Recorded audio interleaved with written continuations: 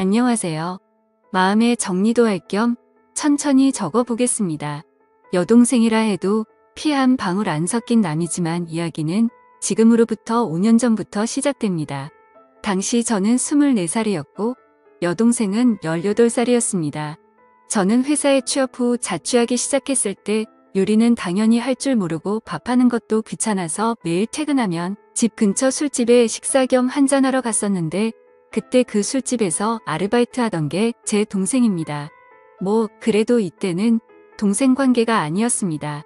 이 술집에서의 만남은 제 인생을 크게 바꾸는 만남이었습니다. 주 4일은 밥 먹으러 다니니까 점장님도 기억할 수 있었고 저도 반대로 대충 어떤 아르바이트생이 있는지도 기억하고 있었습니다. 특히 여동생은 주 6일에 아르바이트를 했기 때문에 인상적이었습니다. 그래서 평소처럼 자리를 잡고 한 잔 마시면서 밥을 먹고 있었는데 그날이 토요일인데다 평소보다 더 붐볐습니다. 20여 개 있는 테이블도 제 옆자리만 비어 있을 정도였습니다. 사람이 너무 많아서 혼자 테이블 차지하고 있는 게 눈치가 보여 후딱 마저 먹고 나가려고 생각하고 있었는데 느닷없이 누군가 말을 걸었습니다. 저기 죄송한데 옆에 좀 앉아도 될까요? 그때는 제 동생도 아니었고 어쨌든 피가 안 섞여서 동생은 절대 아니니까 편의상 수지라고 적을게요. 저에게 말을 건 사람은 수지였고 아무래도 아르바이트가 끝난 시간이었던 것 같습니다.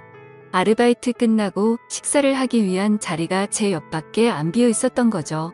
저는 앉아도 된다고 했습니다. 하지만 그와 동시에 복장을 초라한 애 눈이 갔습니다. 제 또래의 여자로 보이는데 때 묻은 티셔츠에 촌스러운 청바지 그리고 낡은 컨버스. 주 6일이나 아르바이트 하는데 옷 살 돈이 없나? 돈을 모으고 있나? 라는 의문이 들어도 머릿속에 생각으로만 끝났지 물어볼 수는 없었습니다.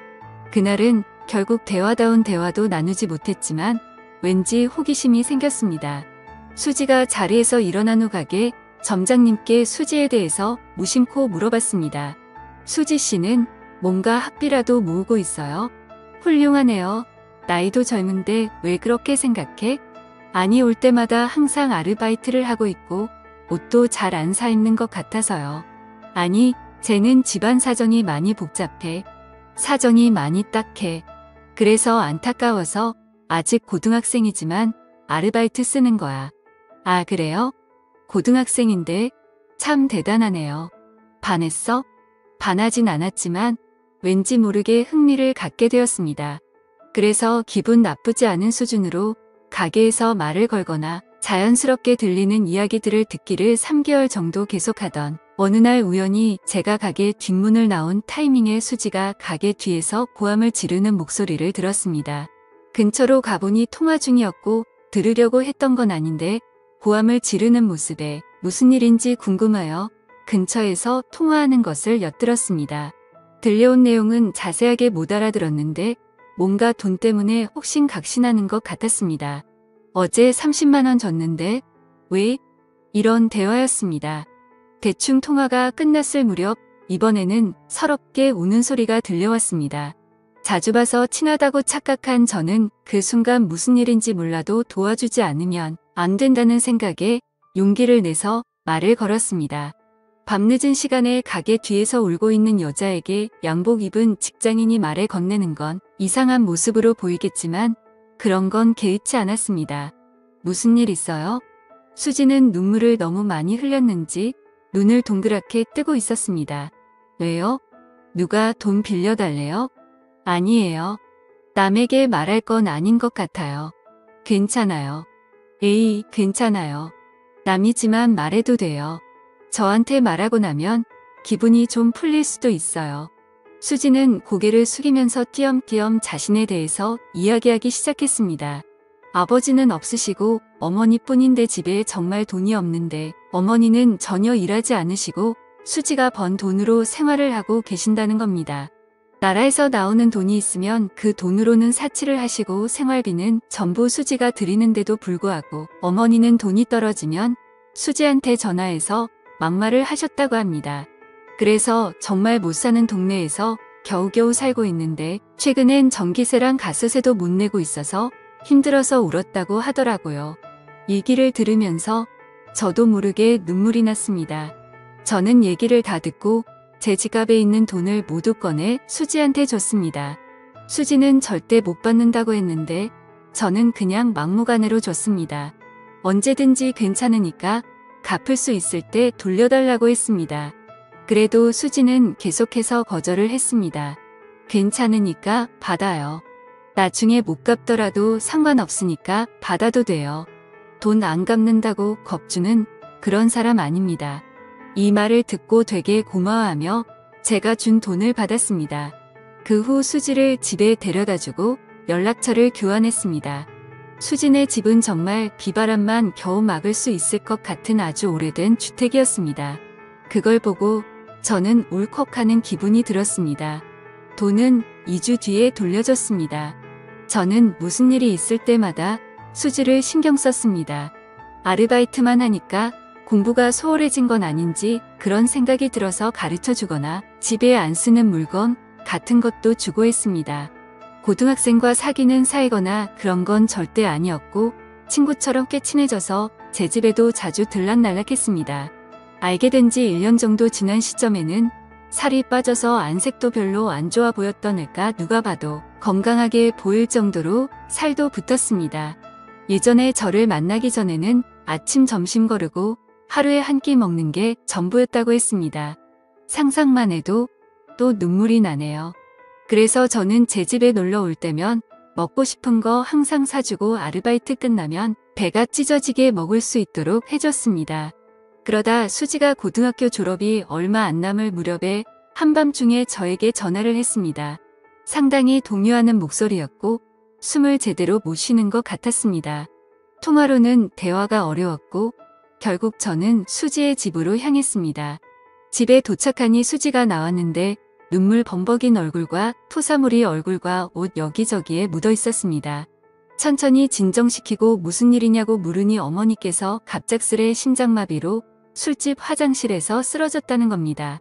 계속 눈물만 흘리고 어쩔 줄 몰라 하는 수지를 데리고 어머니께서 옮겨진 병원으로 함께 갔습니다. 병원에 도착하자 이미 어머니께서는 안치소 같은 곳에 있었습니다. 같이 술을 마셨던 것 같은 아저씨가 거기에 있었습니다. 화장실에서 멀리 볼 때 심장마비를 일으켰나봐 수지는 계속 울었고 저도 어떻게 해야 할지 몰라서 저는 그냥 나왔습니다. 근데 그때나 지금이나 저는 깊이 생각을 안 한다던가 제멋대로인 면이 있는 건 알고 있지만 수지 어머니께서 쓰러지셨다고 했을 때 차라리 이게 잘된 게 아닐까 생각했습니다.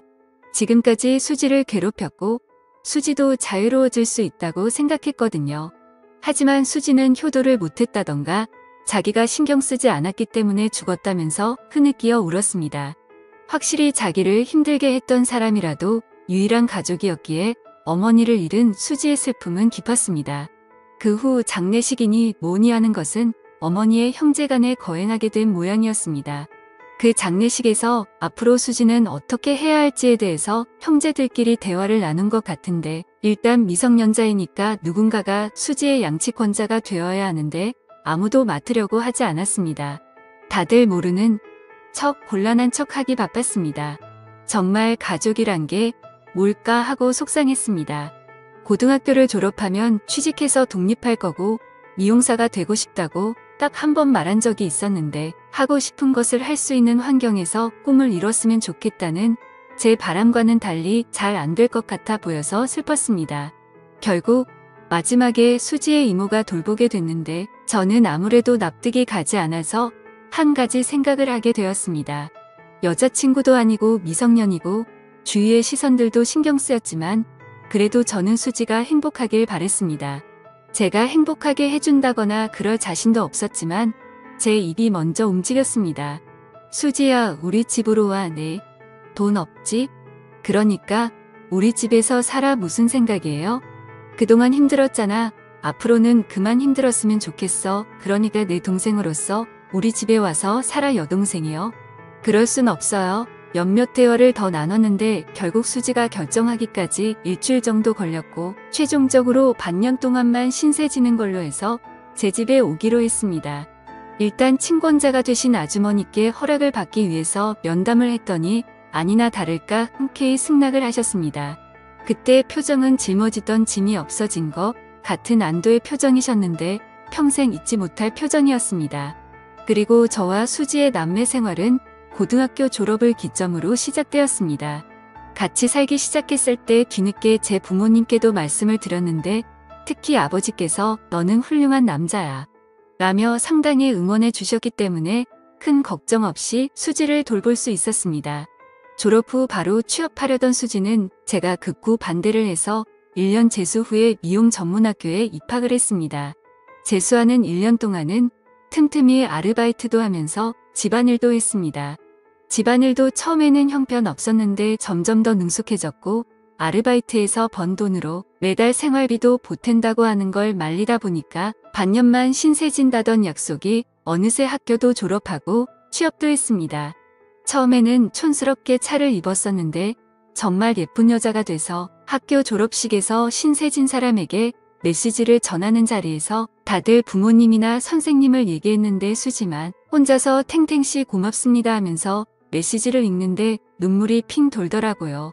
처음에는 다음 달에 꼭 저에게 신세진 거 갖고 나가서 살 거라는 게 말버릇이었는데 언제부턴가 조금만 더 지내도 될까요?